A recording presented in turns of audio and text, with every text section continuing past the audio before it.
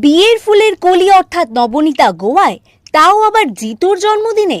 সঙ্গীকে জানতে হলে দেখতে হবে আমাদের পুরো ভিডিওটা।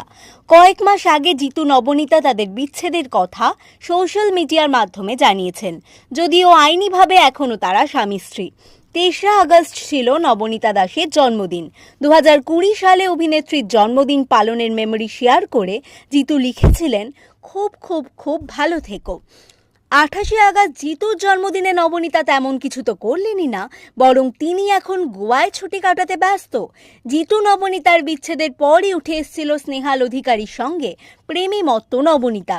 এবার গোয়ায় একই হোটেলে একই ব্যালকনিতে দাঁড়িয়ে ছবি মিলল দুজনের। শুধু তাই নয়, পোস্টে তাদের ক্যাপশনও হুবহু এক, যদিও তাদের তরফ থেকে এখনও কোনো উত্তর মেলেনি।